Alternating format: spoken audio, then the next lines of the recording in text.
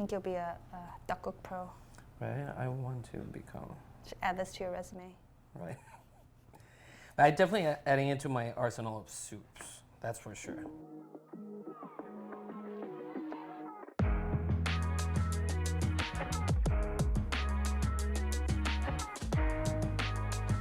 Hi, I'm Guillermo, senior video producer for Chowhound. Today I'm in Williamsburg, Brooklyn, and I'm meeting with Sarah Lee, owner of Kimbap Lab. She's gonna teach me how to make Dduk Guk, the traditional Korean soup eaten on Lunar New Year day.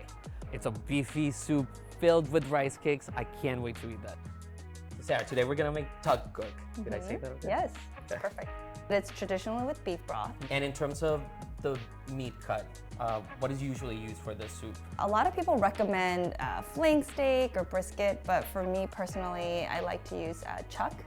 It's softer, fatty, but you know, it's really good, and the broth I think is more rich. For the broth, we boil the vegetables and the meat for about an hour and a half to 2 hours. Peel the skin, cut it in half. And this just goes whole into our broth, Yeah. right?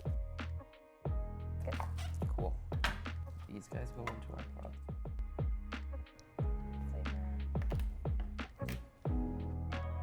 This soup is traditionally eaten on New Year's Day. Yes, on New Year's Day, so Lunar New Year in Korea. Usually it's kind of like a big banquet of Korean dishes, but you have to have Dduk Guk. Like that's like That has the to be basic. part of your table. You don't need anything else sometimes, maybe just Dduk Guk and kimchi. When you greet friends and family and you're like, oh, Happy New Year's, did you have Dduk Guk? That's kind of it's like in the same sentence. So these are rice cakes. It's like an oval shape. You know, there's a lot of different shapes of rice cakes, but for this particular soup, we use this. It's thinly sliced. And you do need to cook this in the soup for a little bit so that it actually helps thicken the soup. If that makes sense. Yeah, because the starches from the rice will Yeah. help it, okay. It represents prosperity. So I think a lot of people, they think like this is their first meal to start off the year. You don't have to have it just on New Year's. So this is comfort food to me. While the broth is cooking, what else are we doing? You can get the other condiments ready, like soy sauce, sesame oil, salt. This is seasoned seaweed and some eggs. That's for the garnish. So while the broth is cooking, there's gonna be a lot of fat and stuff floating on top, so you wanna discard and skim once it boils, and then you just reduce it. You know, so you're not boiling the soup the entire time, it's just simmering. After we discard the vegetables, take out the meat,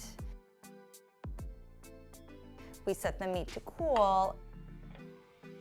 So traditionally, for this dish, the garnish, we use the yellow yolk omelet. You use 2 egg yolks and 1 whole egg. So this is ready, and then I'm gonna add a little oil. You don't want too much oil in this, and so one trick is spread this out with some paper towel.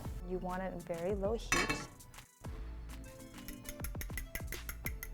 Trick is to cover the pan with this egg as quickly as possible.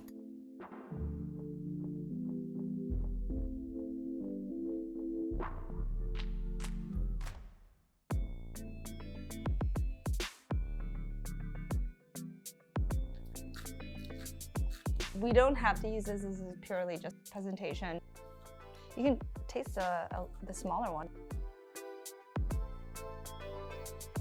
It's not that spicy, huh? Nope. Oh, that's and great. And it's on the sweeter side.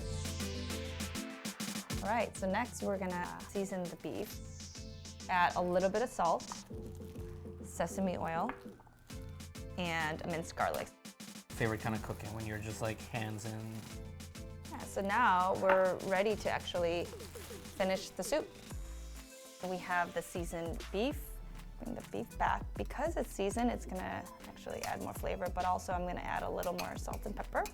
And then we're gonna add the rice cakes and boil it for a little bit until it thickens. If you kind of touch it, you can even taste.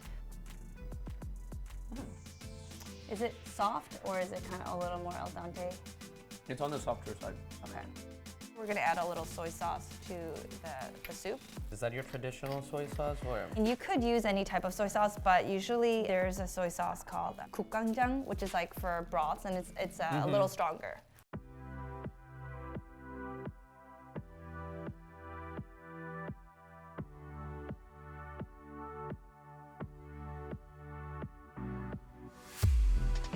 There's many pretty ways to plate this.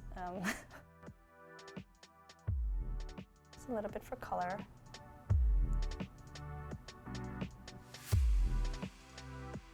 So we have our plated soup now with some kimchi.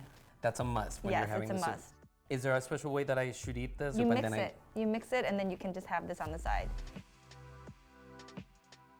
Like rice cake in your mouth and everything. But yeah. It's very well balanced. That's why the layering of the seasoning even makes more sense now that I'm trying it. Yeah. This to me is really, really good. A lot of people add dumplings, which is Korean mandu. Get frozen ones, or you can just make your own. For me, I love adding dumplings. Like, it just adds so much texture. There's more flavor. It just looks really great, and it's heartier. Food is memory, right? And so when you have that one special soup or dish that your mom or your grandmother made, it doesn't leave your memory. And so I think just throughout my whole food journey, I've been striving to preserve that. At our restaurant, I'm able to share a lot of those recipes. So tell me a little bit about Kimbap Lab and what do you do? Kimbap is like a very traditional Korean roll. It looks like sushi, but it's not sushi. The rice is seasoned differently. Everything's cooked, so there's no raw fish. I went to Korea for a few years to kind of explore on my own and have like this culinary journey. What happened was when I got there, I'm like, oh, I still can't find what my mom was making. And then she would making fun of me. She's like, you went all the way to Korea to learn how to make this dish that I make that you like, you know? So I'm like, you're right. And you're taking the long road to get back to the... Like people go to culinary school, you take different programs, you travel abroad, but I think, ultimately you kind of come back to where you started. Yeah.